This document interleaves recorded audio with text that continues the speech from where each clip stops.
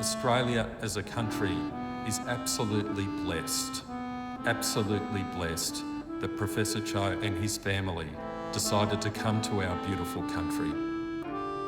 Professor Cho is an inspiring part of the Australian story and will always be so.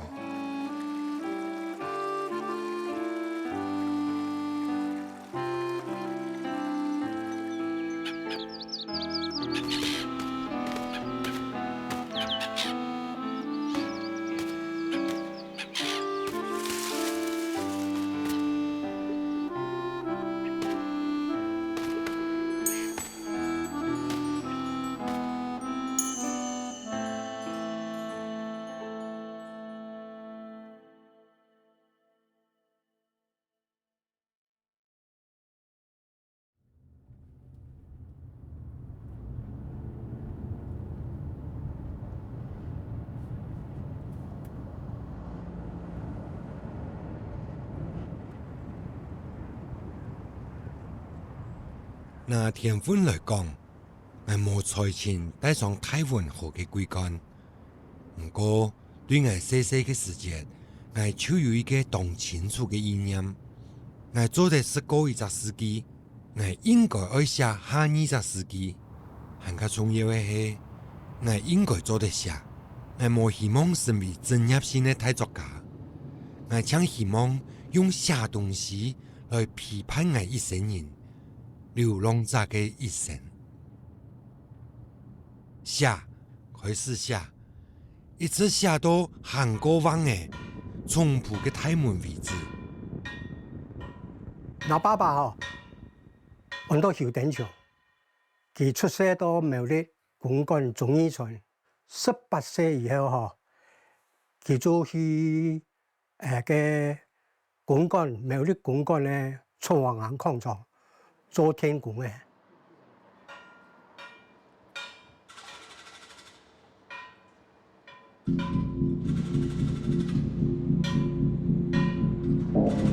，1942年就本公司派到嘅南洋去開採石油嘛。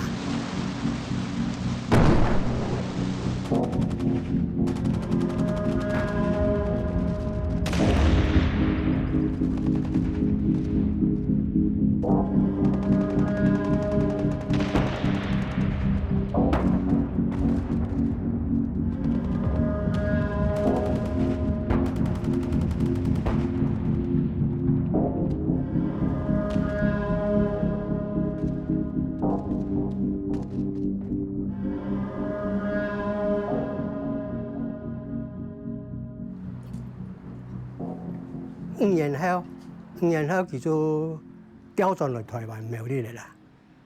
調轉嚟台灣苗栗時節，佢嘅天工嘅位嘅啊，可能就冇加位嘅，可能拄好啊。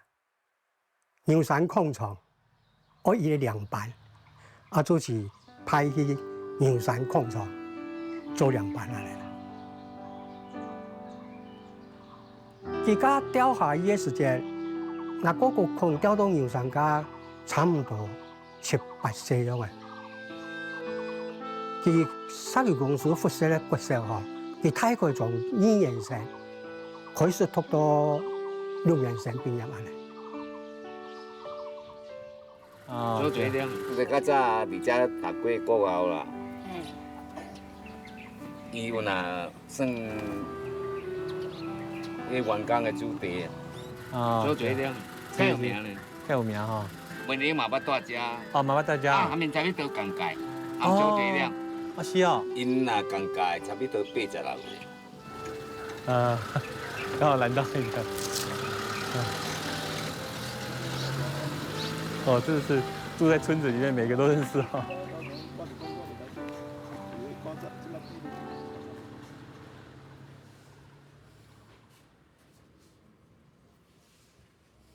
通常对邱垂亮教授的第一个印象，拢是对读伊的文章开始啦吼。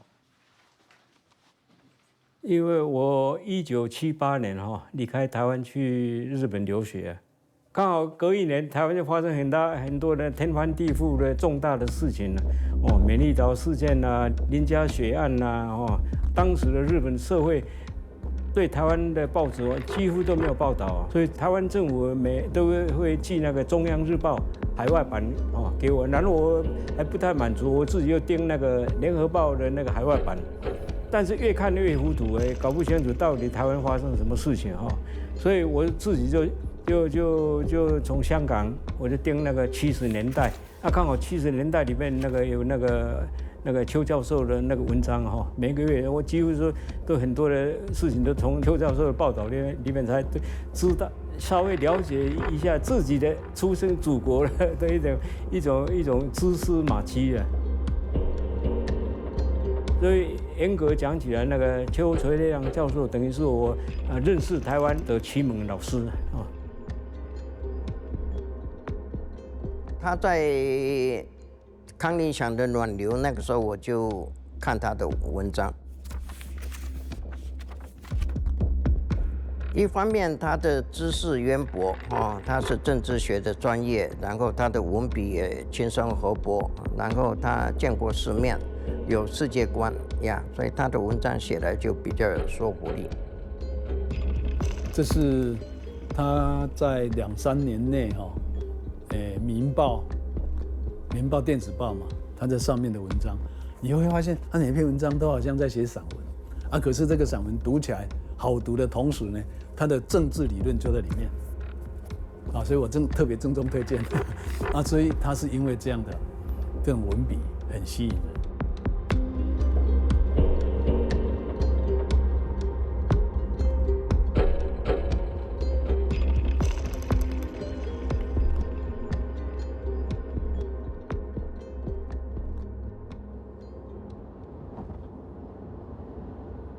就有一次他来台南，然后我载他到处晃，他就说：“漏雅带我去牛山啊！牛山是什么东西？我怎么都没听过。”就凭着印象，就这样开到东山的牛山。那东山牛山到那边之后呢，他就开始像小孩子一样，你知道吗？他就说：“哇，这牛山我小时候的地方。”然后打电话给师母，那个时候2004年、05年吧，那国际电话很贵耶。他拿着我国际电话一直讲，没事。他应该就是在那个地方给我这里，他在这里了。他在这里，对，一条小路，对。他就在这里打电话给师母用我的手机打国际电话。你猜猜看我在哪里？那么多地方叫我怎么猜？我在牛山啊，漏雨带我来牛山啊！他找到他小的时候玩的地方，他小的时候大概国小小1的话是在苗栗小2到小6差不多是斗该附近，然后在牛山的这个庙城前面跟一些老人家聊天，然后就问，他就想寻根嘛，你们知不知道这以前有一个邱家的？他说。邱家，那人还真的有点年纪，就那一栋啊，再过去一点他以前住在那里啊。邻居是问我哋讲，你从哪里来的？我哋讲澳洲啊，石头街道佢就讲，澳洲而家邱垂亮已經熟死嗎？石頭街道，嗰度是介紹講，其實澳洲嘅邱垂亮，所以呢度係全部親戚啦，全部朋友。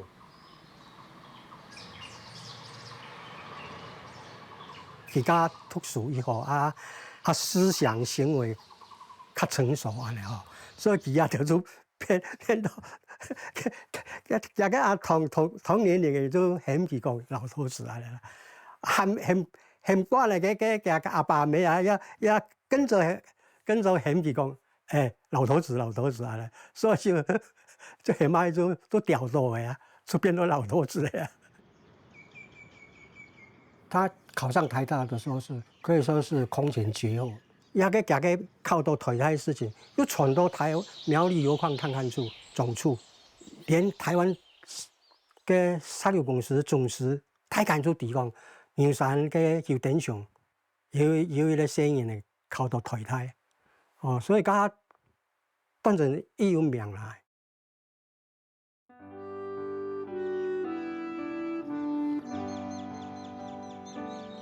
也要追溯到1958年的8月班的时候，在台湾人类语言上的服装，在引桥下部那个淡水河举行的迎新晚会。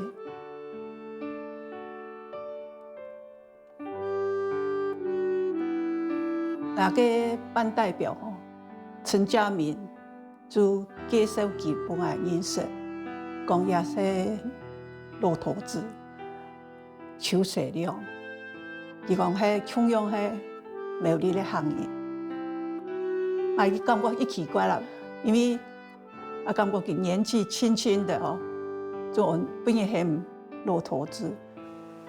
1959年的春天的时候，我还记得。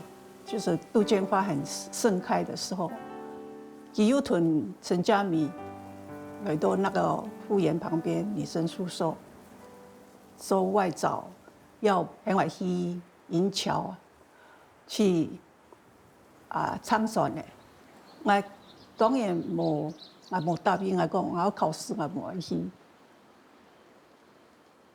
一直到1960年，伊伫个台中成功岭受训嘛，所以个7月12是第一封信，他寄给我，他还特别讲也唔咩什么服饰的罪啊，什么东西的，只想讲我同来谈谈文学啦、音乐啦，不过这个信呢，就是我感觉，当 melancholy， 就是说很。怎么讲？客话讲很挫。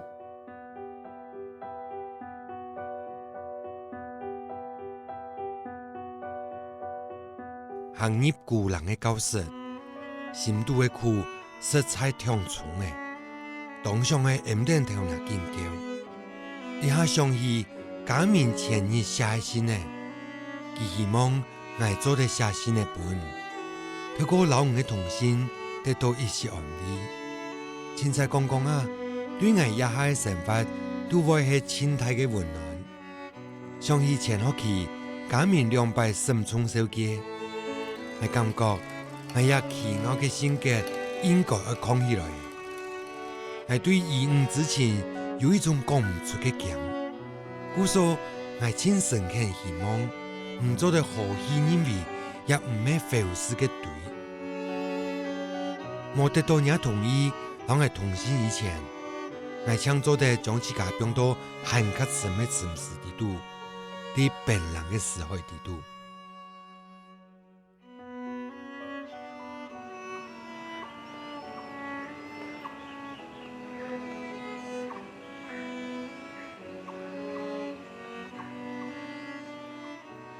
他第一封信他就用 MH， 他从来没有用叶琴过，他用 MH， 后来就知道他是直译我的叶琴，他把叶用琴，他不用别的琴，他用那种号是 H 不过后来他讲这个 MH 也可以代表 My Honey。他以后讲，就什么东西都是一箭双雕。他写那么多军中的日记，也是一箭双雕。他说他练习的很可以写他的政论文章了。第一张魁梧照片这样，他2只眼睛都红肿的。为什么？这什么意思？他就一直会就是很不对那军中很不满的人，他就感觉。他很容易哭的人，感觉对，一直在哭哎。我看他的信一直哭。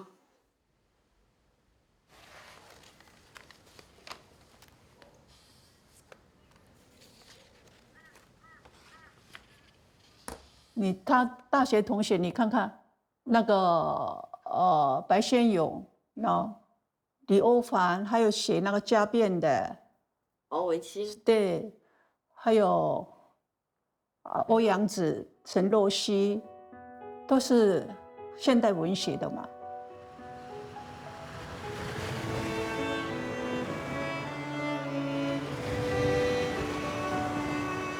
填鸭时会错，不过做嘛个错到按本人艰苦呢？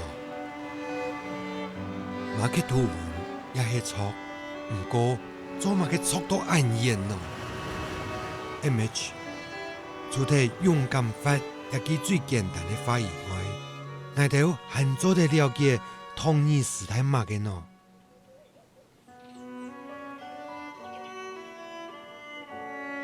他一进去，他就觉得好像很对外文系的课没兴趣啊。不过佢发现个，你知道总图书馆那个你正门这样去右侧有个阅览室，在阅览室这什么杂志都有啊。所以他说他4年看的最多的就是《New York Times》、《Washington Post》，就是《Time》啦，《Newsweek》这样。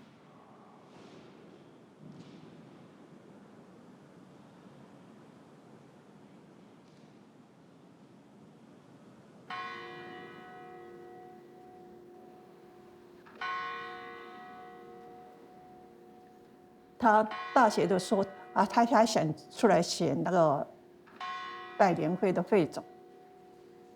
代联会的那个会长潘秀江，一女中他是第1名毕业的嘛，然后保送台大经济系的，所以我说你不要去鸡蛋碰石头了。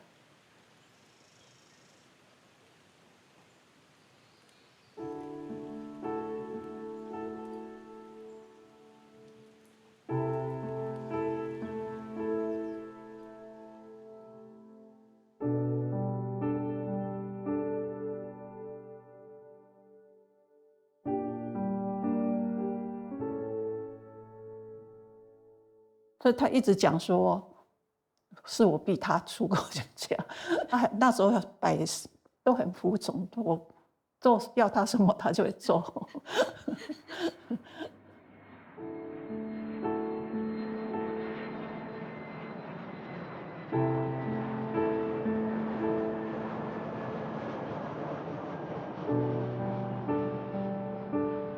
佢一时都美国给钱租机转机，但他只剩800块，他要付学费，有生活费，所以他一直头几年都是很辛苦啊。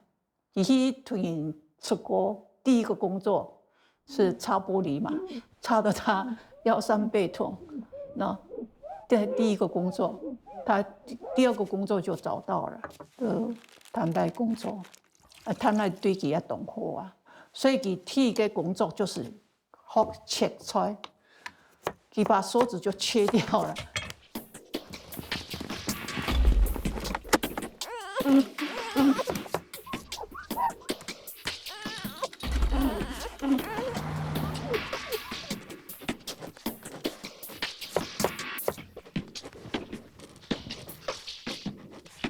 主要是以英文的基础课，尤其那个远东课的哈，佢比 Dr. Grip 比人家多啊，所以佢本期的成绩都是98、99这样，所以当然就是 A+ 嘛。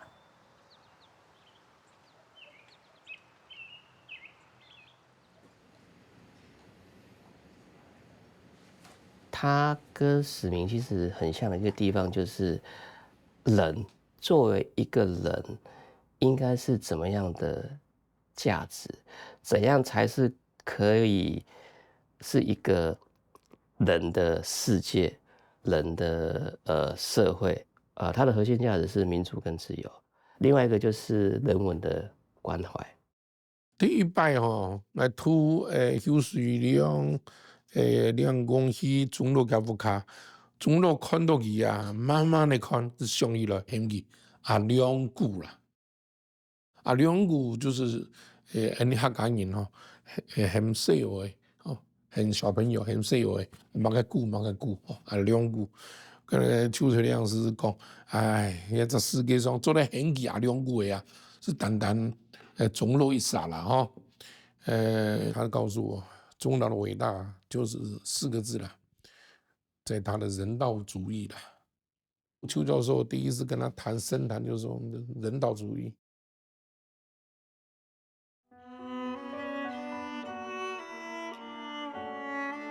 当多年前，我看过《人间条件》一本书，还有艺术天样，我感动过，我羡慕之过。当多年後，流票嘅、衝擊嘅，戲團流定血，唔過唔愛痛苦嘅人生。第一個風雨飄搖嘅凡凡眾生傳統嘅西田鐵路，我過一排讀到嘅，我有感動嘅。還有點目之輩，絕對嘅人道主義，做得付出任何代價來得到嗎？我相信絕對做得到。他是一個人道主義者，絕對是一個人道主義者。郭子禮他最後還是一個接受西方自由文化的、有民主風格的、民主體制的一種人，就對人很非常隨和，背後是一個平等的理念。我為什麼跟你那麼隨和，要開玩笑啊？跟對學生很愛好，並不是以老師架子高一些，因為背後是他把學生當作一個人，當作一個平等的人，就可能這個是跟這個價值理念相聯繫。He was confident in all walks of life, so he would treat the Prime Minister the same he would treat the person that was serving him in a restaurant, you know, and I think I learnt that from him. That people were all equal in that regard. Yeah. You know what I mean? And I think that's a really powerful... It's humanism. Exactly.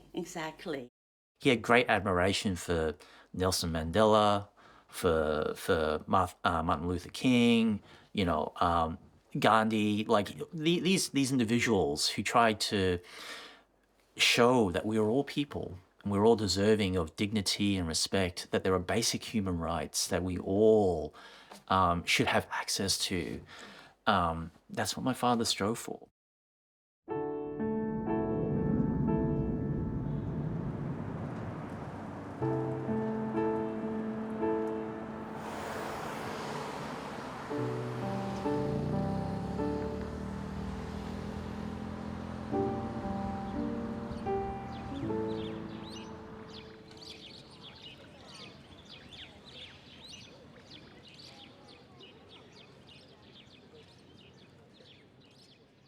情况变化动急，尼克森去中国，7年底台湾退出联合国，人民共和国进到联合国去。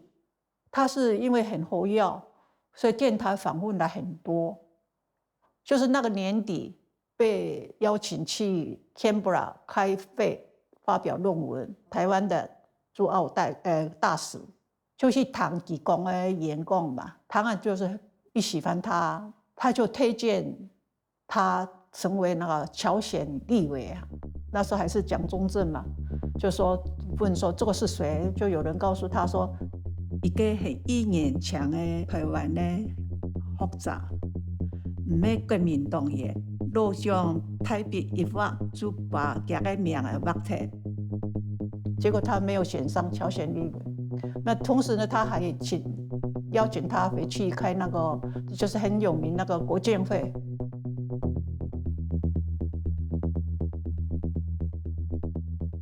系主任也是推薦他說，你應當把你的論文出版。記住出版《毛以哲 in Action》，昆士蘭大學同佢出版的啦。書出來，佢啲報章雜誌也寫一道文章。故說佢一腳就拿到個終身職，人生就咁樣踏出一步就變了，變掉了哈。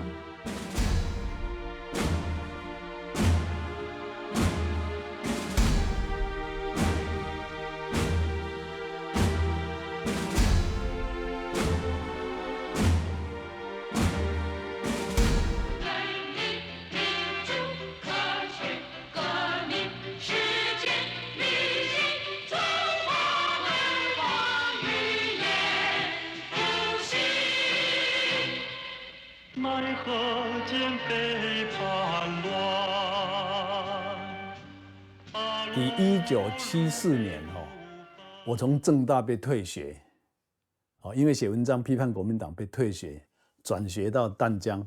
我在淡江的时候当学生啊，但是我很关心政治，所以在1975年党外运动里面有一本杂志很重要，叫做《台湾政论》啊，所以我一定每一期都会看《台湾政论》。那就在《台湾政论》里面，我看到了一个名字，叫做邱垂亮。邱垂亮教授在台湾第一篇上轰动的文章，就是迄阵的《台湾政论》。台湾政论办了5期，第5期应该是这一期。到了第5期的时候，被国民党停刊。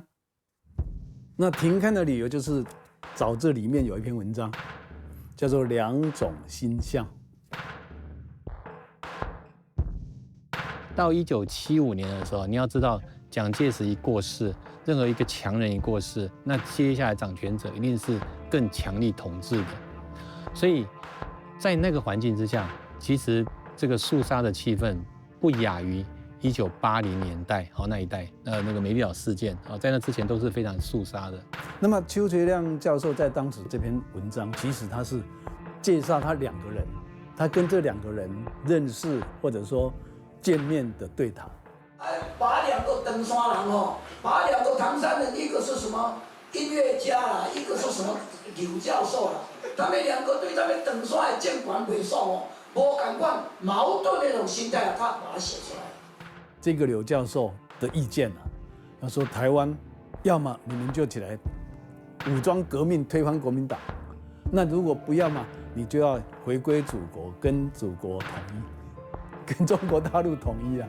就是台湾节、中国节、台湾人、中国人，要不要做华人、中华民族这些概念啊？当然，那个邱教授是介绍这些内容，可是他并没有赞成啊，他是反对。可是国民党就拿这个做理由，说你在煽动内乱。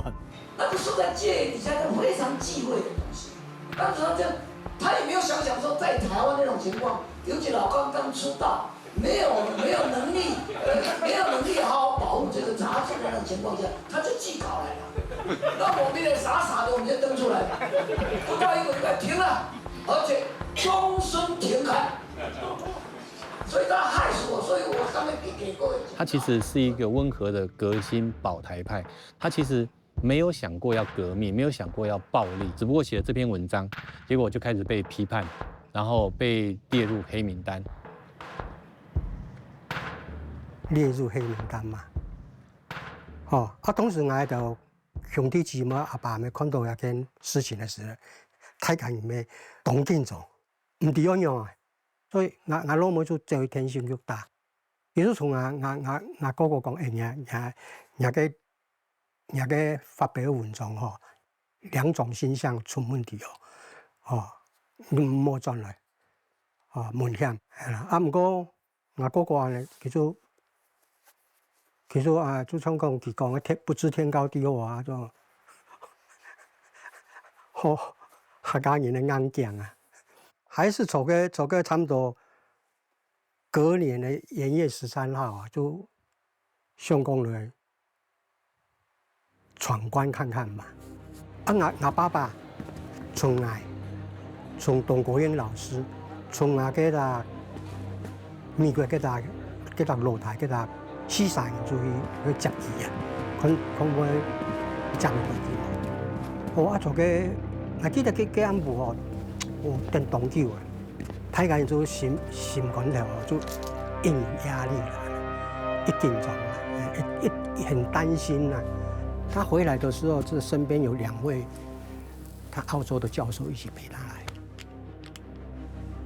但後來電到我講太過有點人做後來佢有兩個一國泰嘅。唐工的情治單位人員就向董國英老師從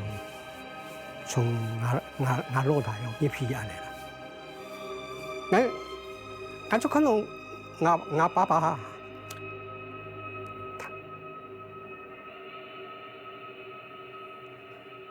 他當天的晚上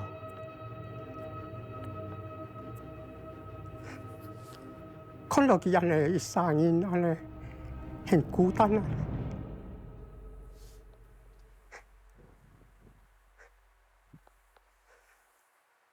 错。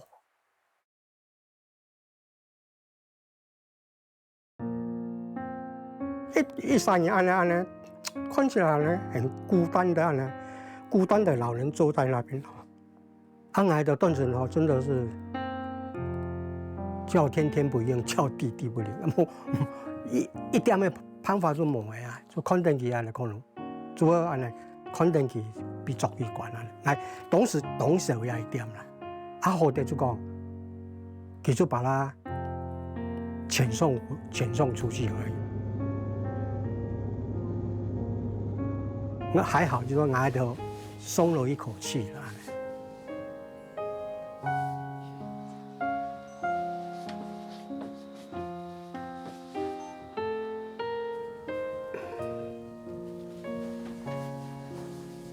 他一段时间就变得很消沉了，应当就是76年，他自己就昏倒在教室里，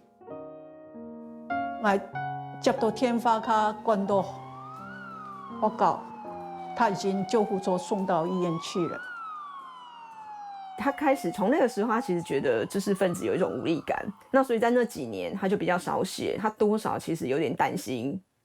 他个人的这一些阐述会不会影响到他的家庭，或是因为他那时候的 family 都是父母都还在台湾嘛，所以他压力是很大。那个时候很消沉，突然他建立的跟台湾的关系突然就断掉了，就完全断掉。那他很希望台湾能够民主化，那他能够回去。那这个一发生，他就没有办法再回去了，所以对他是打击很大。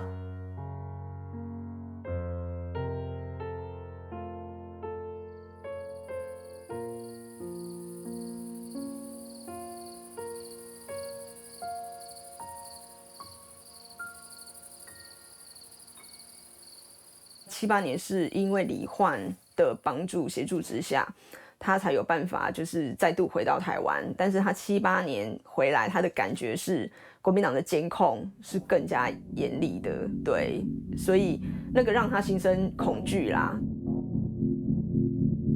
他一直希望伫体制内改革，不过一件事情发生以后，他感觉不可能了，也无可能真实转台湾教书。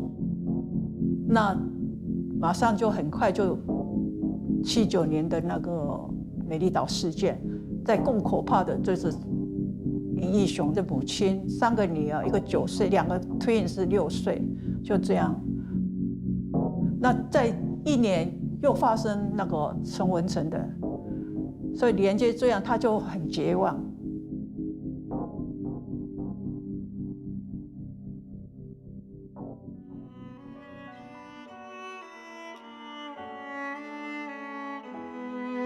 按多痛苦的回忆，按多理想、亲情、友情同国情，按多流浪者的欠命同爱情。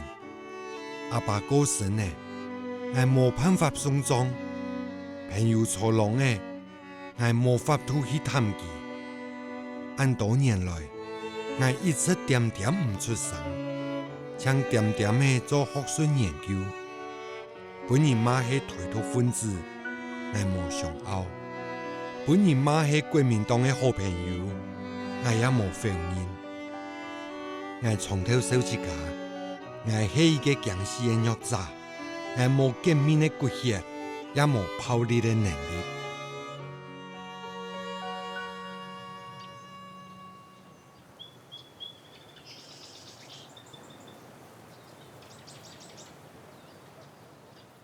在当初，邱老师有参与台湾当时一些不太受国民党约束的一些杂志的一些文章撰写，都是在谈自由或是改革。其实某个程度上，蒋经国他或许需要一些这种力量去平衡当时国民党的一些反对他的力量，自然而然，邱老师这样子的学者本省的学者形象，就很适合国民党的需求。所以当初在催台新的时候，他正好是40，他是有大好前途的。他如果要回来，坦白说他是可以飞黄腾达的，但是他并没有做这样的选择，他还是继续在谈他的民主、他的自由、他的改革的理念。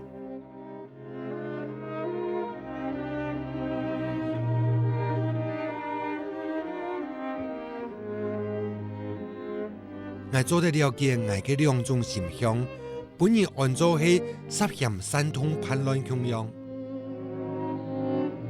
不过，我永久无法度了解，更加冇办法接受同年龄陈文成的惨案，让我嘅安有才华、前途无量嘅青年学者，会受到安尼暴乱的死亡。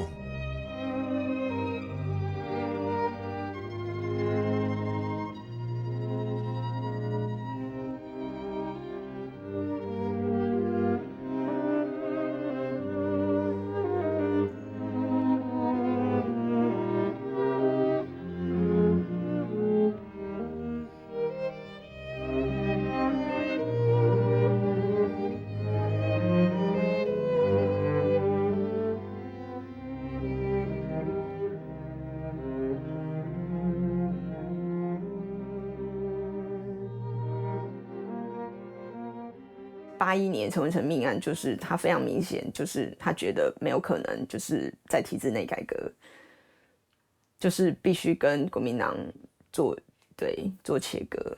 我觉得那是一个对老师来讲是一个 turning point。他因为不能回台湾的时候，他就转向是希望说中国能够民主化。那恰巧在赵紫阳还跟那个胡耀邦。那是等于是中国之春那样的，所以他80年底 Christmas 的第一次飞北京。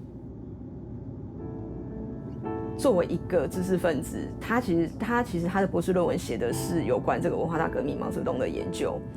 第一次趟上那一块土地，你研究的土地，你可以看到，就是说他其实有在纠葛，比方说文化中国跟民主台湾，所以你看他会讲说中国节、台湾节。他在这样子的纠结里面，踏上中国的土地，对于他来讲也是一种启蒙。那个中国不是他想象的中国。我自己的解读会是，我觉得这对老师来讲是他去重新认识所谓的中国，那个跟他以前他研究里面的他读到的那个中国恐怕是不太一样的。然后在那个过程中，他同时要去思考的是台湾跟中国到底是什么关系。80年代係中國之春嘅年代，係從頭去中國講學，受見民主理論，還有台灣民主發展嘅經驗，先受到學生嘅歡迎。喺北京，蘇少康、王魯祥、嚴志明同王軍濤一等人，來我帶起理講，一講就係一夜到天光。我險險本佢哋會演充戲，因為有安尼嘅機會，係當學院。屬是嚴家琪、蘇少芝、馮立志、鮑俊新、周福山一條學者，佢哋都係胡耀邦、趙紫陽改革開放政策嘅重要智囊。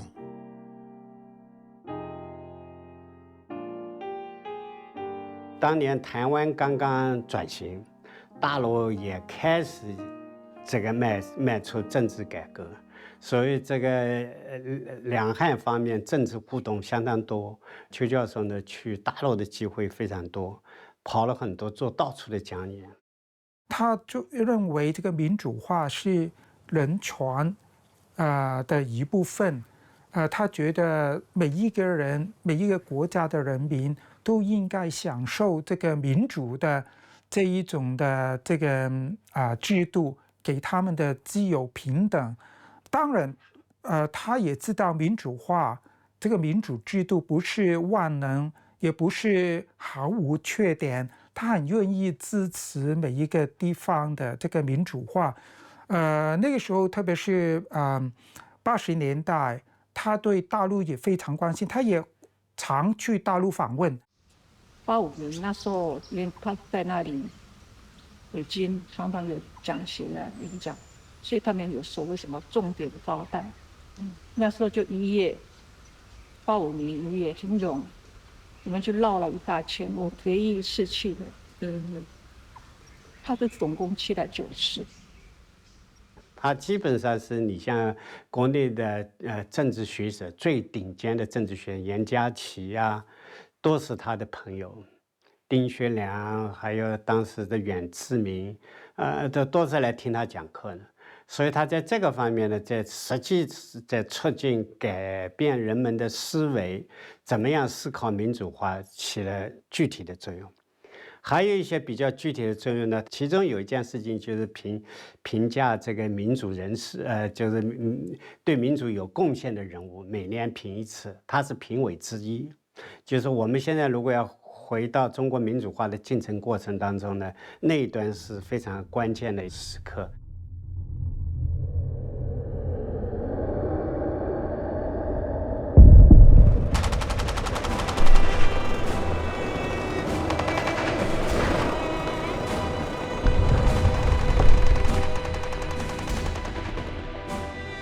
89年是一个非常非常大的一个重创。那基本上老师在他很多的著作里面有提到，他基本上就是对于共产党是失望了。所以他89六四天安门，他其实看到很多自己曾经有接触过的学者或是学生就被逮捕，就被怎么样？他觉得中国民主没希望。当然，当一开始看到天安门事件对中国贵在失望动动因是起头用来安因邓小平一世英名是毁在天安门，整个中国的改变对邱教授来讲到天安门事件以后起头动难的所以89年之后，基本上老师就不太去中国了。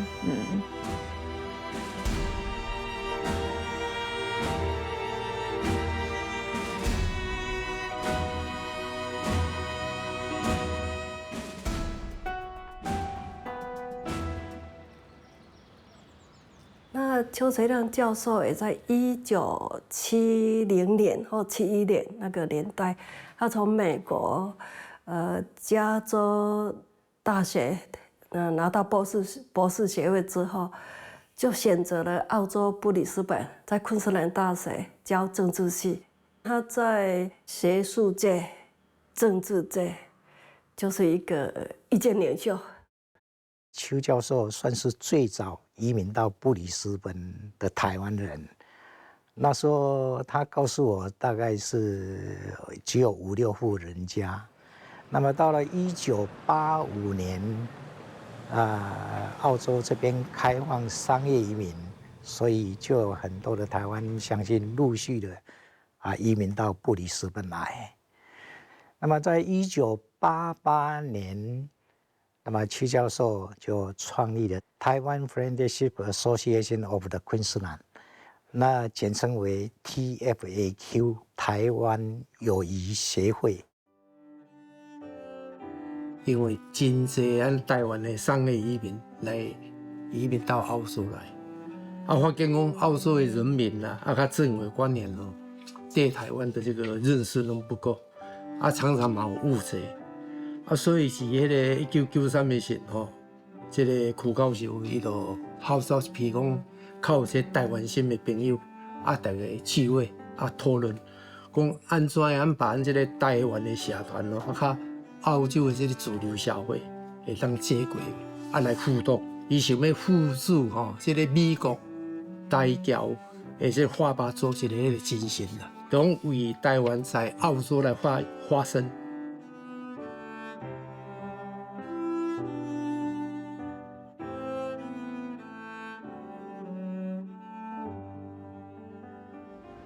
Looking at Taiwan, Taiwan is a multicultural society. This is a beautiful culture of Taiwan. It's original Taiwanese people. This is my favorite. I got a picture with just as beautiful as my big Canadian. You know, I got a picture with her and I got a picture with you. Really, I love this. I love this. I she loves me too.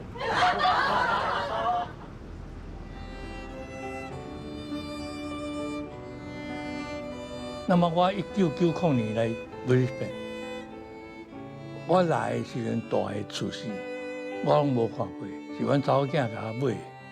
倒甲区教授的厝都隔一个称位啊尔，我一当半我拢无甲接触，因为我迄阵伫台湾要来的时阵，听着讲伊有去中国做访问写作，啊我这批的我就讲啊，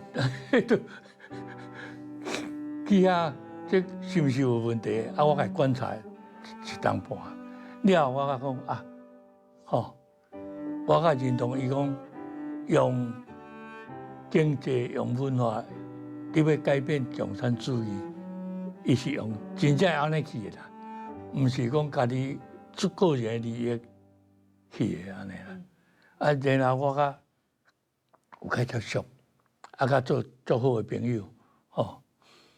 哦，啊，这是头仔迄当半个点点观察，伊嘛拢毋知啦。哦，啊，尾啊，我就讲，伊是伫台湾的多种族群的内底，合格的内底，伊是会当足尊敬的一个合格人啦。哦，而且呢，夫妇拢安尼哦。哦，哪一种真互会当尊敬的？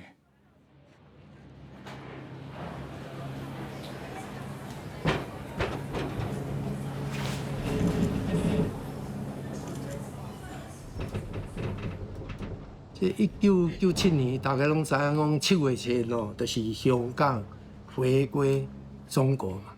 啊，香港回归中国以后，中国啦吼，香港、台湾这个三地吼，这个关系一定会变化。啊，以后请是台海3地啊，甲澳洲吼，拢总有14个合作者，啊，因来发表论文。伊还佫有邀请哦当地一寡政界啦、学界啦，啊媒体这。啊来参加，哦，较有名就是按前任的迄个州长叫做Wayne Gross， 哦，啊较前任的一个参议员叫Bill Ochi， 所以举办台湾 update， 所有的这学者拢嘛希望这个会议呢能增加澳洲人然后澳洲的政府好对台湾的认知啊较关心。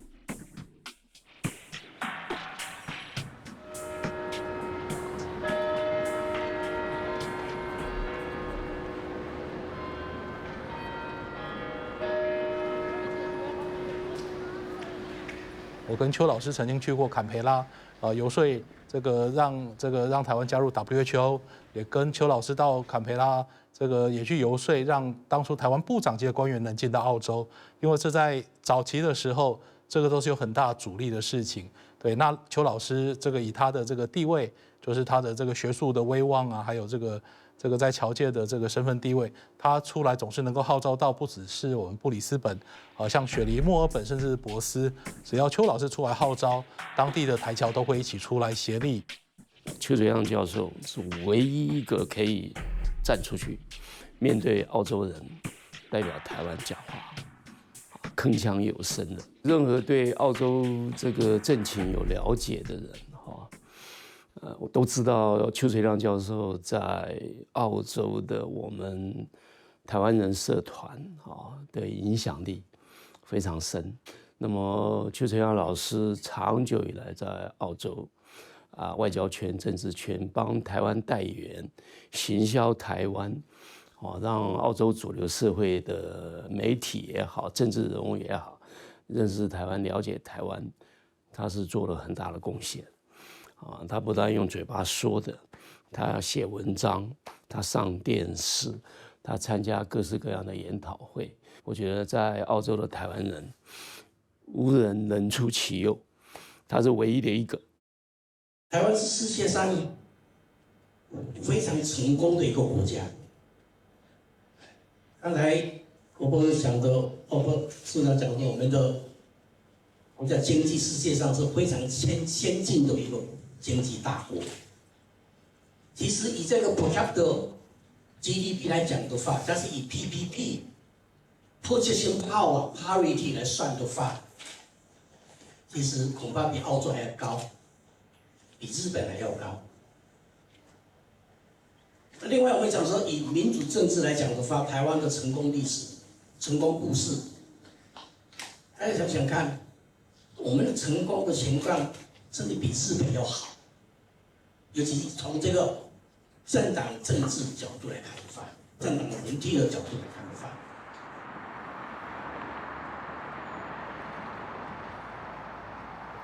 So I think first, so he was such a highly respected professor at the University of Queensland. So there are many people in Australia today in leadership positions who learned from the professor, or LG as he was known so affectionately. Secondly, I think his achievements in terms of promoting the relationship between Australia and Taiwan was so significant, including establishing the Taiwanese Institute of Australia. I think the Professor LG helped build a human bridge between Australia and Taiwan and promote understanding and connection between Australia and Taiwan. And I think this was a very, very important legacy. 可能伊嘛是你嘛做个，咱澳洲的财政部长，司法嘛大堆咧甲请教，啊，个咱拍咧，不是迄阵30个月，就啊叫台湾的来讲啊，请区教授出来聚餐。If the Australian government, Gary, your government,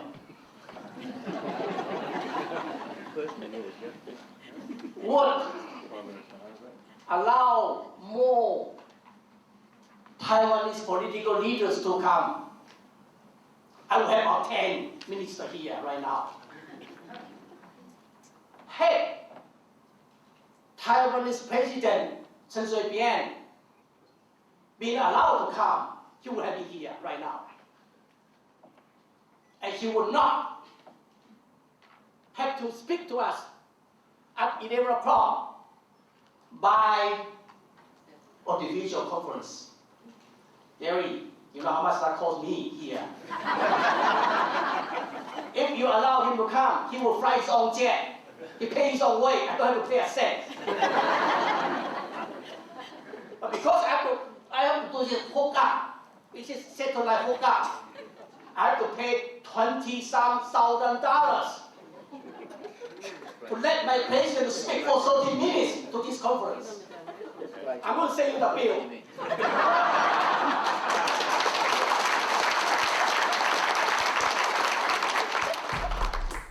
伊这人呢，容颜上道，啊，台语也好，啊，中文、英语也好，真正有影拢有迄个文采，啊，所以，像讲我每一届聚会啦，因一寡国会议员来嘛，拢听伊咧演讲啊。他有那个能力，有这个创意，要怎么样做？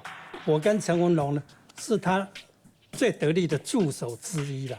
当然，助手还有很多了，但是我们两个是很得意的，邱教授很得意的助手之一。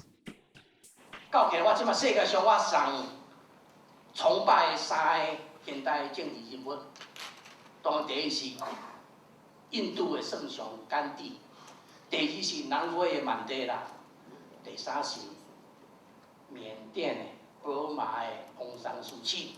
哦，我迄个 lady，my lady， 还老了，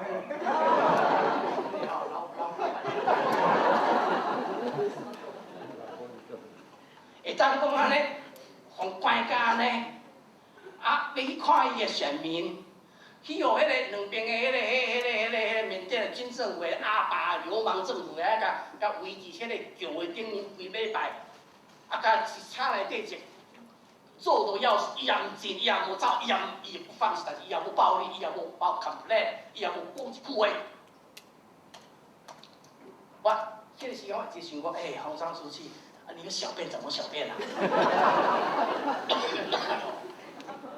即摆看起来实在是有够不准，这方面是世界的 realistic political landscape， 这方面是 basic human value、human freedom, human dignity， 这是真正的是 humanity 人道主义人的这价值的这咱大家来拍定下来的这个。Kevin Roa， 伊今会当讲来做国会议员的第一遍选举，台湾人甲赞助足济，迄是讲所有历史内可能赞助上济一遍。因为安尼阵啊看 Kevin Roa 这个人，有哪甲看做伊是总理的人才啦。Kevin Roa 吼，伊要去堪培拉做总理的时候，有甲阮当地食难情吼。伊又讲，伊即马要去上任做总理吼，因为伊是澳洲人的总理，伊袂当各项代志拢考虑台湾的代志，以澳洲人、澳洲国的利益做优先。Kevin 哦，人非常聪明。他当初要选国会议员的时候，都是我们在帮他。选上以后，他就是太倾向中国啊，我们都叫他熊猫嘛 ，Panda 派。第一，区教授的要求是讲，你澳洲的政府，阮来支持你，你要承认台湾是一个主权独立的国家。第二点呢，要帮忙台湾来加入这个联合国。第三呢，你嘛要允许，要适度，双方的部长、这官员会当互相来互访安尼。但是Kevin Roa伊的想法是较无相像，伊是讲台湾独立一定引起台海战争啦。若台海一发生战争，日本、美国可能会参战。若日本、美国若参战了澳洲一定会出兵。为着澳洲的这个讲军人的安全咧，这各种的考虑啦，伊认为讲台湾唔能独立，所以呢上好呢，拢保持这个安全。区教授甲解说是讲安尼啦，中国为着这个统一的这历史的使命啦，一定嘛是来拍，来拍台湾。台湾若加入联合国，那么中国要来拍台湾，就较无可能。这种才是永久和平的方法。中国就是和平嘛，问题是你讲和平，台的和平，台湾的和平，你拄做迄阿爸自己家就来拍这和平的，你讲啥？伫规个人类400多来的，每个人的 kitchen 食 Condoleezza Rice， 所有的国际专家讲的realism内底，你迄是无效啦。你讲甲和平，你讲自由民主嘛无效，我讲，但是咱是无效。到台湾先，咱要安怎做台湾人？做甲实在不存在。个死人家是像安尼，爱钱人家客。要做原子弹做袂出来。要自杀唔敢，我听迄时啊，血肉横飞。佫无一中心思想，佫无一意识形态，相信台湾是啥？佫无一个国家就无迄个 identity。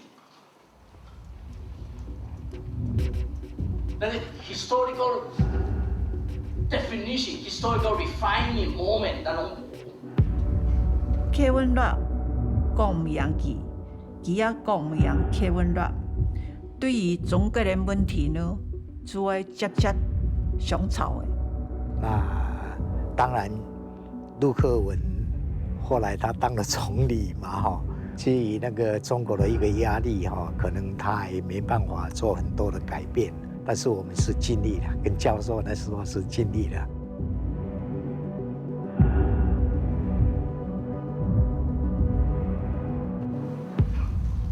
History seems to be playing a joke on Taiwan. Somehow, today now China is becoming a rising power, increasingly powerful country.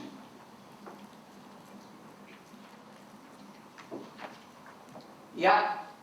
With 730 missiles aimed at Taiwan. We, 23 million Taiwanese people, want peace. want to maintain peace in the Taiwan Strait.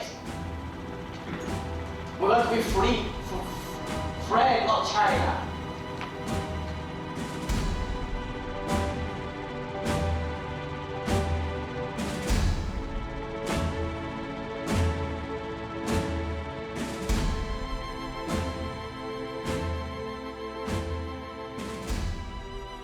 这个邱先生对澳洲的学术贡献，主要是表现在这个2个方面，一个是对台湾政治的研究，就你现在如果说要在澳大利亚要研究台湾民主化，80年代、90年代那一段时间，你绕不过邱教授写的东西，你就要回去要重新看他的东西。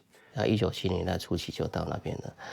然后那时候是刚好他们的白澳政策结束，然后开始开放非欧系的人进来啊。当时呢，他们需要中国研究的人，那邱老师刚好是做毛泽东中国研究的。他不仅仅是只是待在书呆子的，就是只是写书，他就是在实践方面。他把他的学作转变成成果，影响社会上，他的贡献非常大。而这方面，像我们虽然我们是院士，这方面远远不如他。第9页，那个非常写了这篇东西写得很好，很中肯。我刚刚查了，就这个，没错，他比如说，他有一年大概是2006啊，还是把澳洲11个议员请到了这个台湾去看台湾的大选，看跟这个台湾民主是怎么运作的。那像这种贡献就是非常了不起了。这个就是他实际在影响了澳大利亚的政治界对台湾的政策。这个他的影响很大。各位亲爱的全国同胞们，大家好！非常荣幸代表全体回国侨胞在大会上致辞。过去1年来，由于全球经济增长趋缓及中共的统战压制，我们面临史无前例的挑战。指使国家处境艰难的时刻，海外侨胞将更团结一心，和政府及全国乡亲共同为台湾美好的愿景打拼。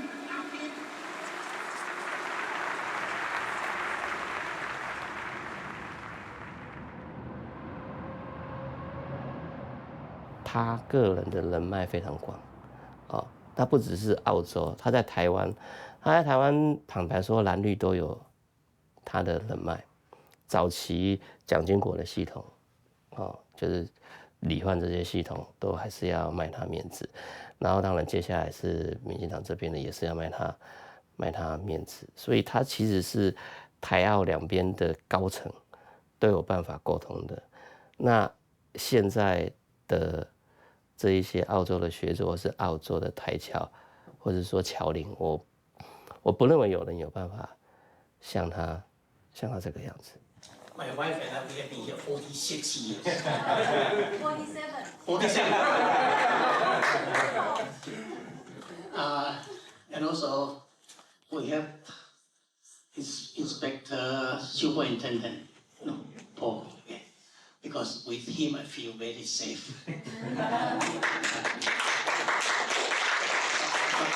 Over there to protect me, so I can speak louder, stronger.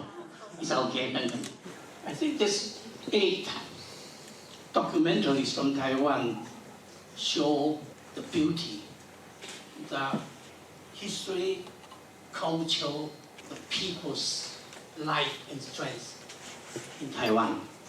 You have to know that it's not that easy to have these 8 documentaries made in Taiwan because of the authoritarian rule of the nationalist government since 1945, 1948. It's almost impossible to show this Taiwan story, Taiwan history, Taiwan's memory, Taiwan's identity. It's impossible. Only very recently this has become possible. And that's one very important meaning about this festival.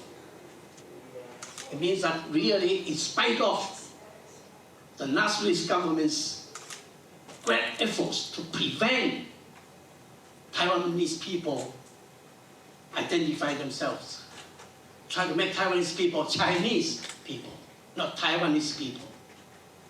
And it's because of the great effort by people like our Vice Minister Tian and Vice Minister Tian's father and mother, my generations. Because of their efforts, democratic struggle in Taiwan, human rights struggle in Taiwan, we're able to have today, to have these 8 documentaries here.2016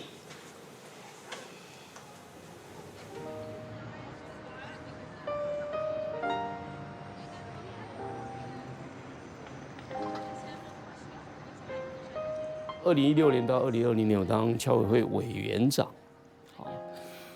我就很惊讶说，这么一位我们那么了不起的台湾人、台湾学者，在澳洲居住了40几年，对台湾做出那么大的贡献，我们的侨委会以前的长官们居然没有看到他的贡献，给他应该有的这个奖励，所以呢，我那时候才决定。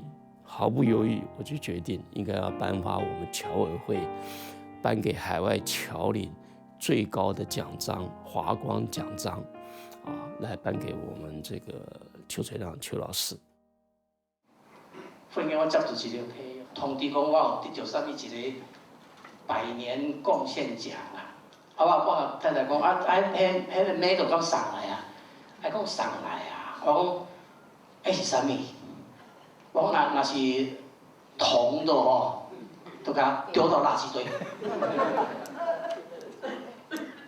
伊讲黄丝呢，毋是铜的呢。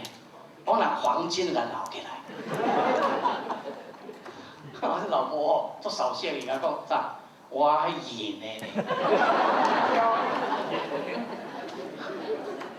吼，嗰个人生就是做矛盾的，然后银的要弃之可惜，吃又袂食去。Centenary Medal 这些无啥物边啊，但是报纸甲报啦，无先总统也有看到，讲总统要伫总统府开一个酒会好啊。我甲迄个礼宾司的副监礼宾的讲，你若开哦，我不爱去。我也爱讲，头拄有一种遐罗马的吼，总统要甲开酒会也不爱去。我错就50不爱去种代志的哦。到讲有总统，你来看我一下，我去，我就甲骂，讲你安怎啊？互你有几次也无爱，啥物啦？伊我做又好啦。到尾讲无爱好，就改做总统府的顾问，就互我迄个一张纸嘛吼，也袂食一个，一张纸尔。无要紧，佫互我一个水晶的物啊，大足重的啦，害我爬对总统府，起转去东港乡死去。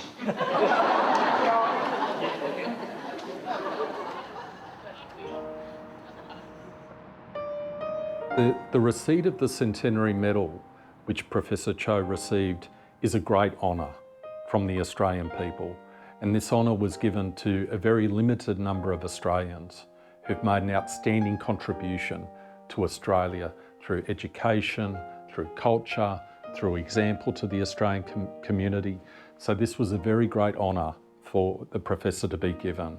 And from my perspective, I cannot think of a more worthy recipient. He was very worthy to receive this honour, and I know that it meant a lot to him. And this is, I'm very pleased he had the opportunity to receive this honour.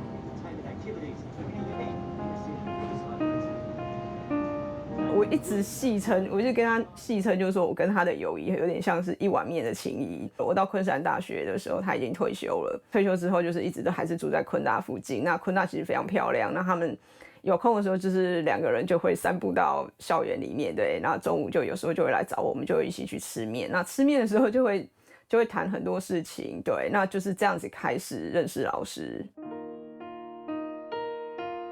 你就可以发现，就是说他作为一个知识分子，他有多么的特别，就是说他的那个讲话是非常非常吸引人，而且是老少咸宜，就是说各种的三教九流都会被他的讲话吸引，加上他常常会讲一些笑话，就是非常非常有趣的笑话，我们都称他是亮公式的幽默。我希望在座的各位给我200万美金，做我的生日礼物。我听到那个轻笑，轻笑，我听到那个轻笑声，轻笑声，轻叫的声音吗？轻佻，什么？没有，叫 sarcastic。不是，我是想说，老师许愿会心想事成。OK， 这样。啊，好，谢谢你们哦，谢谢了。对，我这样拍。好，谢谢。因为他在海外住了很久，西方国家的文化里面有一块很重要的元素，就是 sense of humor， 幽默感。在我当外交官的经验里面，一个简单的笑话，一个幽默感，马上你就拉近人跟人之间的距离。好，那这是很重要的。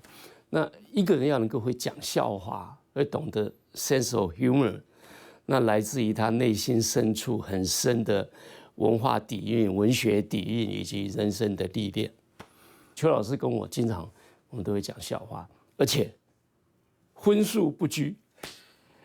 啊，这是 men's talk， 男人的笑话。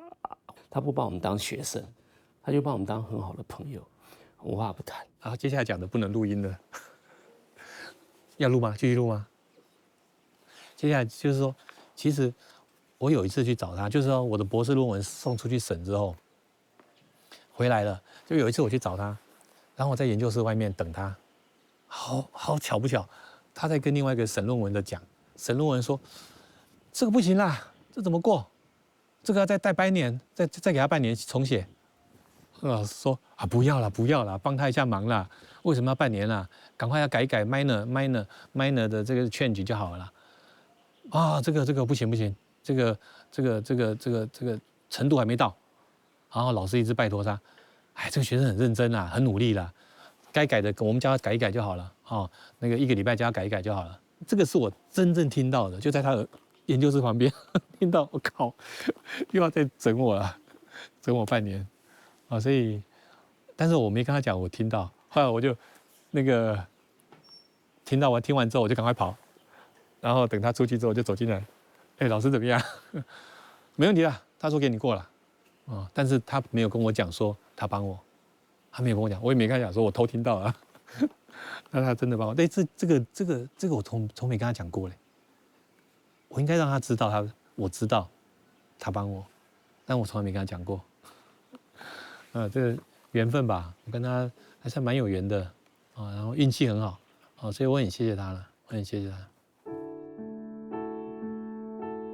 差唔多5年前，参加空太控制学院演讲会，会後一個後生人前來講，佢係 Chris， 呢套博士寫台灣路邊係建村子弟，阿公也愛做係軍人，我們深藍愛深綠，深愛做嘛嘅。那时候在澳洲的时候，亮公总是把我介绍给其他人的时候，都说他是外省子弟，然后铁杆深蓝。但是他就是现在就是非常支持台湾独立，或是非常支持台湾民主这样子，类似像这样子，他都用这样的方式来去介绍我。莫結叫深愛，你愛群體順康有共議，做啲票記還有朋友冇？我講佢係群體順最貴嘅屋嘅，佢哋奈票嘅去。佢講佢哋打工搶出嚟去幾多，我一趟冇到租金一半。我知道佢哋有台灣心，心一年就答應，佢哋一待就會4年，我了太太別嘅退休金。亮公，对我的来说，真的很像是在澳洲的另外一个亲人，就是真的非常的亲，就是不管是生活上或是情感上，或是很多事情上。坦白说，在澳洲的那段期间，对我来说都是一个人生蛮大的转变。在这个转变过程中，很多经历啊，就是只有自己才能够体会。那我觉得在那个时候，很多时候孤注无援的时候，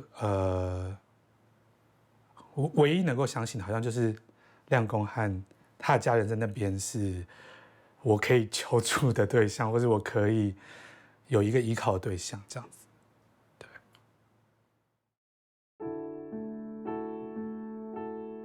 佢拿到博士，未婚天数真多，回國做男兒太教書，為台灣打拼，但為佢條嘅每一分錢都值得。尤其台灣有前途，佢還夢想嘅是一碗台南牛肉湯，該當何趣？他每次都喜欢说他要来台南找我喝牛肉汤，然后叫我一定要请客。不过应该这么说啦，如果真要说的话，他来找我喝牛肉汤也只有那么1001次。对，就是去刘家庄的那一次，那也是范老师带路这样子。对，而且他根本没让我请到客。老师私底下就是一个很喜欢开我们学生玩笑啊，然后逗乐大家。对，我觉得对他来说，牛肉汤是这样的意义。我也很想要请他再喝一碗牛肉汤啊，但是太难了，不太可能了。对啊。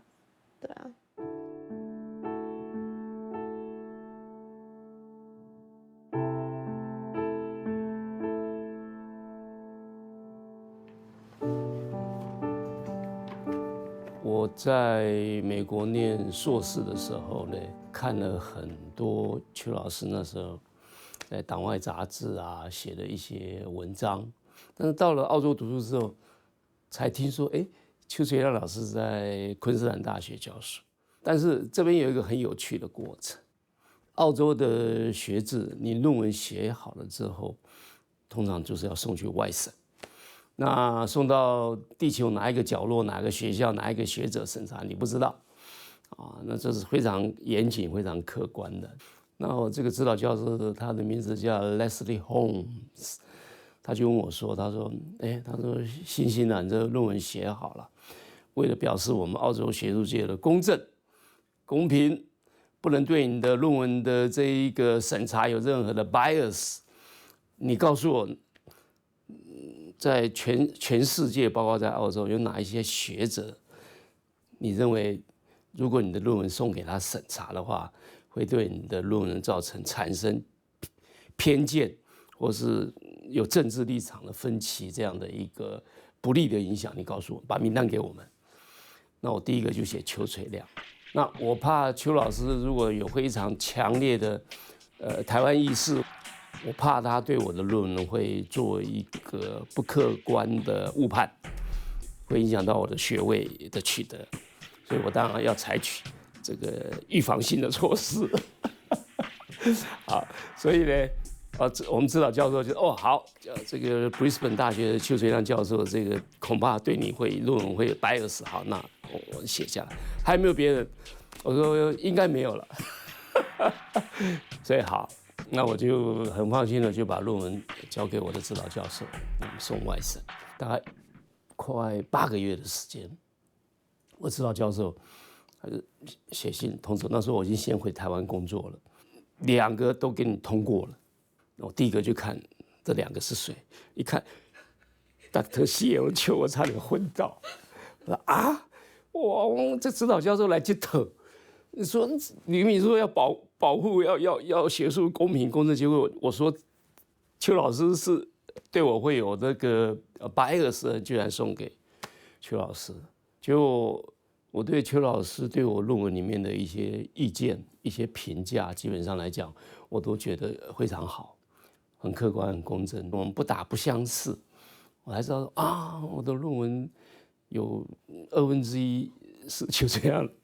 教授给我审查，让他通过，而且他对我的论文评价很高。好，那我这个论文写得还不错，最后送到英国牛津大学出版社出版。牛津大学出版社也是很严谨，他们出版一本书一样要外审。既然是这样，那在澳洲的学界对两岸关系比较了解，大概就是邱垂良教授。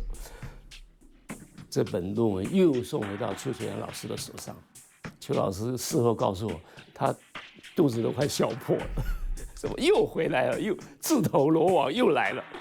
那当然他很乐意，他跟牛津大学出版社讲说 ，I endorse the publication of this thesis， 所以牛津大学就给我出版。出国留学这个事，就是在邱教授的帮助下完成，也实际上也改变了我的一生。我一到 Brisbane， 他就亲自开着车到机场来接我，然后送我到当时的学生宿舍。后来呢，这个因为我们当时大陆出来的这个学生嘛，这个经费还是很有限，就另外自己再找房子。那像这些搬家什么之类，都是邱先生帮忙。经常有这个朋友来了，一定把我叫上去吃饭去。这个生活上是可以说是无微不至。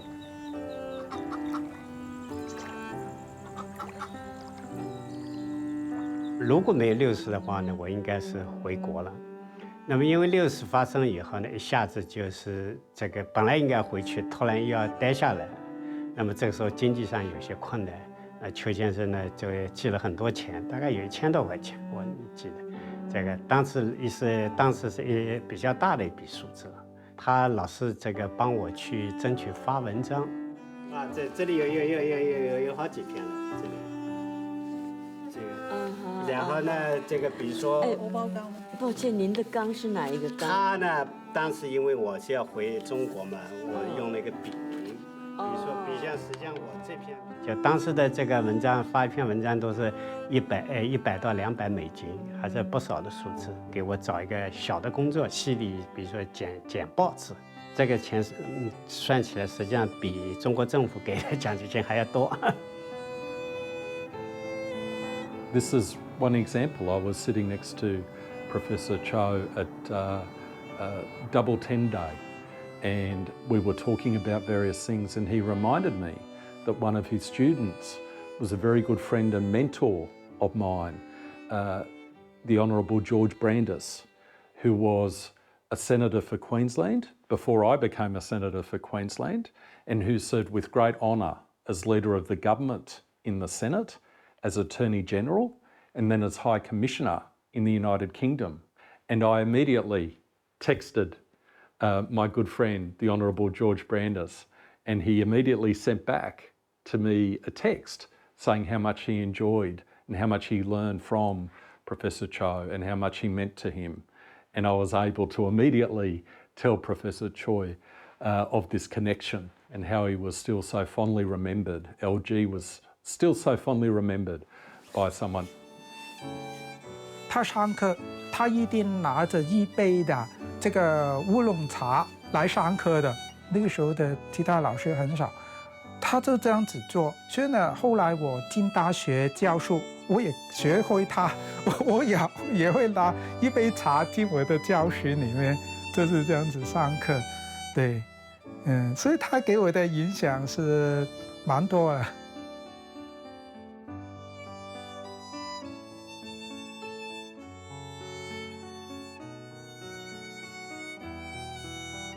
他相信自己说的话，也可以说就是他的口跟他的心是一致的。比如说，他教我们是这样子，他也发表很多意见，他写出来的也很多东西，发表很多东西，都是跟他的理念都是很一致的。他是一个，我常常说，他是一个 true believer of democracy， 他是一个很真诚的，你可以说是一个。相信的这个信者，他是这样子的。现在给我的影响是，我在课堂上，我教学生的，我跟他们说的，一定是我个人也觉得这样子是对的，我也这样子想，我才告诉我的学生。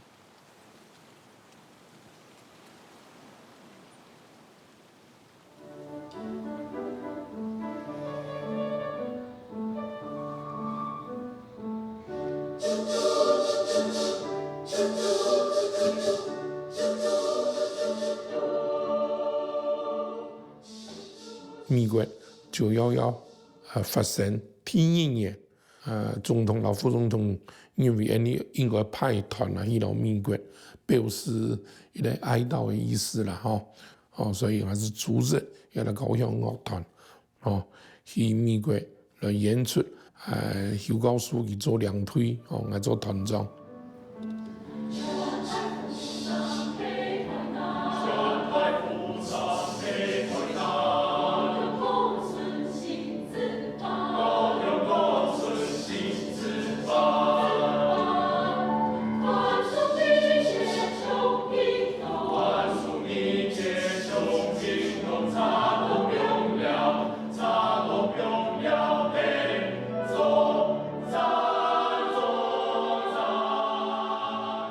那就变成这个台湾 salute， 台湾礼敬这样一个活动，内容就这样出来。里面包括原住民的八部合音，我带到林克森的去唱，还有萧泰然的这个正文曲啊。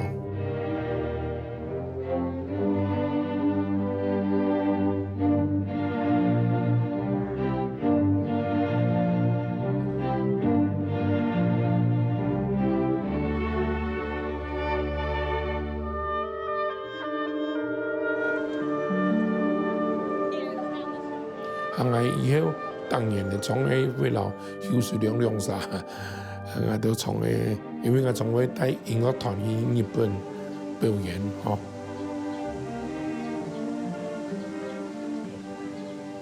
特別最近我從個用一個名嘅福爾摩沙之夢，英文我們用福爾摩沙 Dreaming， 這個英文名字係 Lee Miles， 給我的意見，他說你要用福爾摩沙 Dreaming。当然，谁都知道这个梦是什么，就是要有一天台湾的独立建國。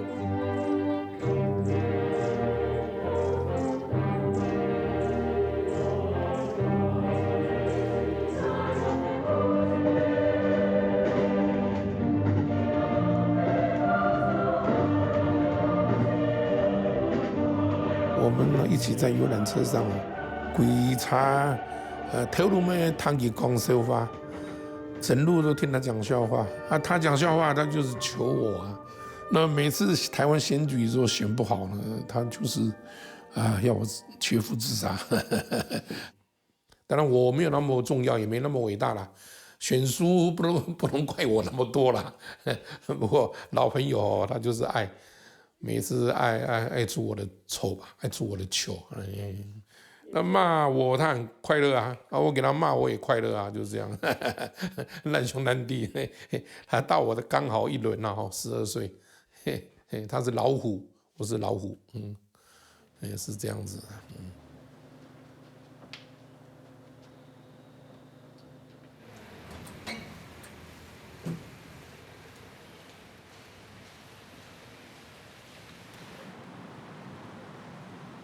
这20年来就在讲书记的身教、言教，用医生面那用过的，所以毛吹实在是真大伤，真烦厌佢啦，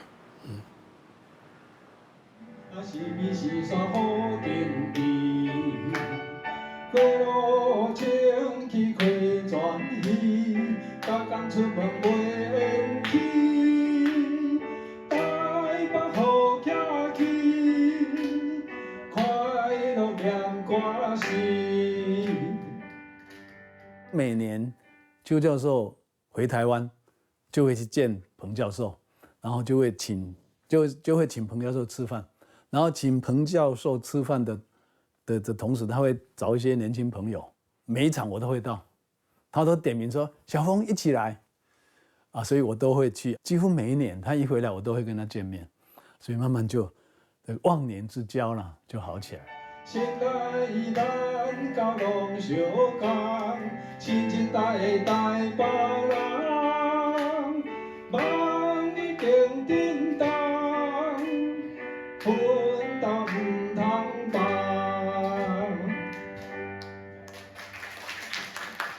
就是这样，很喜欢开玩笑嘛，有一次这个在习中呢，他就起来开玩笑说啊，这样好了，下一次下任总统我们推彭明敏彭教授出来了，我当他好像说我当副总统好了。啊，小峰，你当竞选总干事啊？我说好，那就这么决定。那我们现在先表决看看啊，然后算一算，说10票啊，10票不够啊，算了。他就是这种开玩笑的人啊，当然纯粹开玩笑嘛。啊，他只是一个很容易开玩笑的人。台湾写短文评论时事的业余嘅第1名係彭教授，第2名係許教授，第3名係李教授。按多年來，心肝肚弟弟，李應該係第2名，許第3名。不過許硬拗李係第3名。按照良心發現，許很承認李係第2名，唔敢唔認。不過必須承認，彭教授的文章天下無比。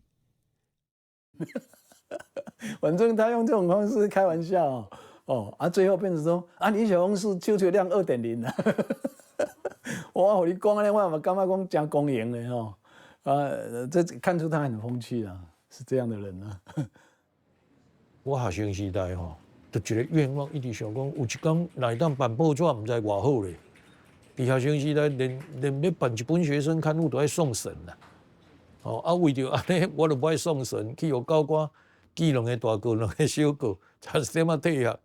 了我當然參加足濟黨外雜誌，但是黨外雜誌嘛常常咧互查證，所以我就錄足唔甘願咧，感覺講有一天來當家己辦報紙，唔知偌好咧，你知無？不過我開始要辦報紙我所有的朋友差不多攏甲我講你唔通啦，你穩死的啦。辦報紙你會了死啊！所以其實迄陣我甲邱教授講，我閣要辦報紙，伊嘛講敢要辦啦？伊到尾還講好啦，你若要辦，我絕對支持的嘛。所以真正阮對《民報》創刊了他幾乎每個禮拜都寫文章啦。實在伊講起來，伊寫足勤的啦。我甲看伊佇《民報》幾若百篇的文章啦，實在講是足甘心的啦。尤其伊閣毋是甲咱做主筆，伊閣做股東所以邱教授伊嘛佇 Brisbane， 伊家己參加，伊閣去招2個朋友，嘛是一個醫生，一個藥師因捌我，伊講來，英英要辦報紙，咱一定愛甲支持安尼啦當然，伊不但出錢，閣出力。其實我《民報》一開始頭前差不多5年，我都有付稿費。只要是這個文章出來，我一定付稿費。但是邱教授攏交代講，你唔免閣為我。他甚至在走之前最後1個禮拜還幫我們寫文章。迄陣已經是發表到最上重啊！伊嘛是佫繼續在甲阮寫稿。所以我講，伊吐盡心頭血啦，故故為台灣啦。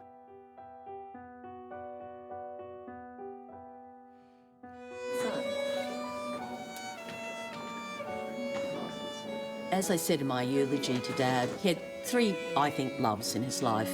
Food, he loved food, his family, and Taiwan and Taiwan's independence. So those 3 themes really ran through his life, his whole life. So in the early part of Mum and Dad's married life, Dad did all the cooking. Even towards the end of his life, where he didn't cook as much, at least once or twice a year, he would do these fried noodles, and we just call them Agun's noodles. And he would cook for the whole family, and we'd all come in and he would cook up these noodles. And there's some really fond memories of that, throughout my whole life. So my father, having decades more experience than I have at the time, I said to him, what is the secret of marriage? How do you make it work? And so, I was expecting him, because I looked up to him and I admire him so much. But I thought he would figure it out. If anyone knew the answer, it would be my father. He laughed. I hadn't really heard him laugh that kind of loudly in quite some time. So he laughed, and then he just said, son, you just muddle your way through, right? So I kind of thought, that's it, and now that I think about it, I think what he was trying to say was that there's no one answer. When you make a commitment to your partner in that way, it's going to require work, So there will be challenges that you face, and you have to, work through them, and you do the best that you can. 老师有3个小孩嘛，那最小的一个是树，那树因为他这个有一些疾病的关系，所以这个也是一个很大的因素，就是说老师跟师母他们后来就是还是选择在澳洲定居，因为澳洲的这个福利多少是可以帮助这个最小的女儿，就是说不管在医疗上或者说生活上，有可以得到一个比较大的辅助。老师作为一个父亲，他其实是非常非常疼这些小孩，包括他的这个 grandchildren， 因为这个因为疾病的关系，所以小女儿没有办法像正常人这样子。就看到说小女儿有时候就是会骂老师，而且老师就会就是说他这辈子就是只有这个人敢这样骂他。比方说老师有一次就是会开快车这样子。他女儿就会很生气，就是说你为什么要开这么快？然后他用英文讲那样子，然后老师就说你看，就是前辈子可能有欠他什么，就是这样子大声骂他，但是不是，就是他们的相处之道。Have you ever been to Taiwan? I have been to Paris that time. Paris? Yes. Oh. The Paris is got lots of rainbow flowers. That time is just like a holiday trip I have been to. Have you been to Taiwan? Your family? Yes, yes. Mom, Dad, Grace, Michael, and Leon. But I have been to a different place that at my school that time. Because I have been to that time. Because I have been to New Zealand. I have been to Paris. Many places yes. around the world. Yes. Great. New Zealand, Paris, and I have been to Italy. 有一次我去他家，那个时候树大概比我小个5岁吧，然后你就会看到这个老人家邱老师，其实要出门嘛。他带树跟我去吃饭，那出门嘛，他就蹲下来帮树绑鞋带。我看了，我顿时间觉得，这个老爸照顾这个女儿是照顾一辈子。树那个时候也差不多是24、25岁，给他帮他绑鞋带，所以他很多时候是带着树走，带着树到处走能够带他去的地方就尽量带他去那你说这是心头的一块肉了。That's Michael. That's Grace. That's Lucy. That's Rachel. That's Emma. That's Kim. That's Leon. And that's me.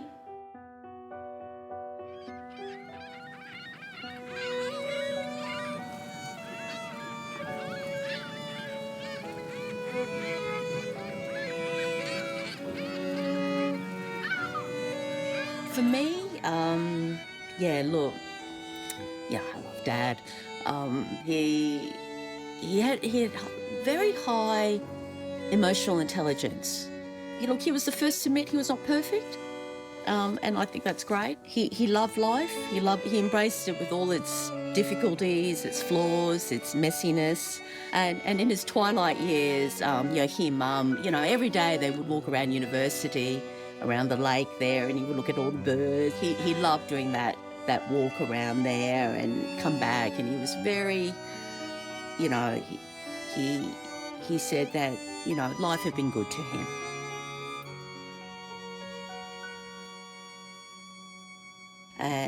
And that's probably the memory I really like to hang on to, because the last year of his life was not good because he wasn't well.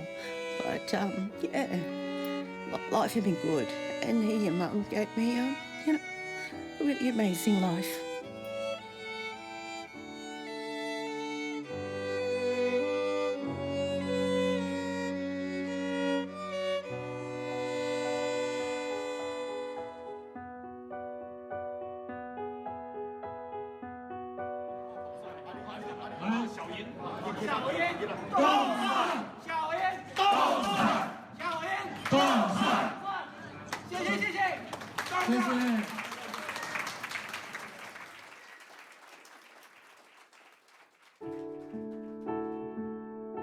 亲朋好友，大家平安。我一下大宴非常喜悦，참時回答各位嘅關心問候，非常感恩。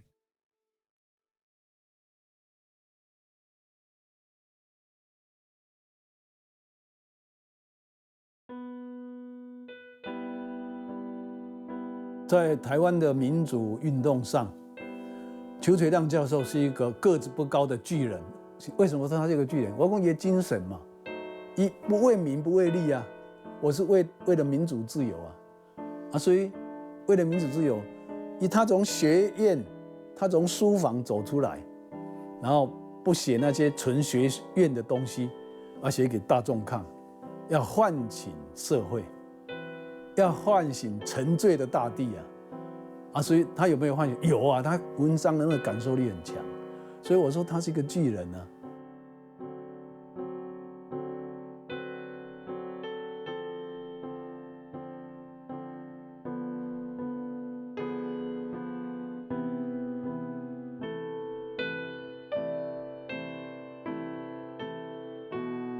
Mr. Acting Deputy President, it gives me great honour to rise in this chamber this afternoon to pay tribute to Professor Chow Chui Leung, affectionately known as LG, who passed away on 13 March 2021 at the age of 84.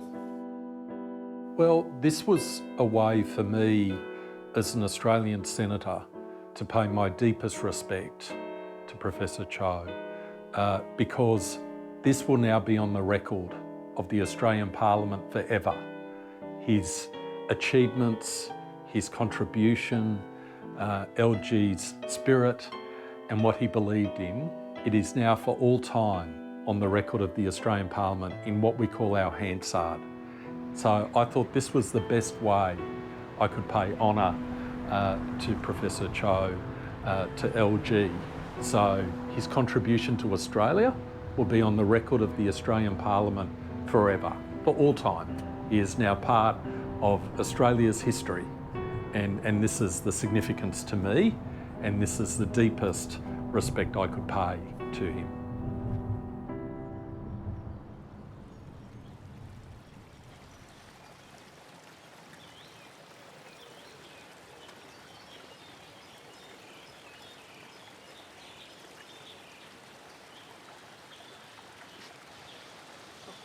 不過，我仍記得從影嘅按多年以來，但將老人相處嘅幾十片段，我是有過。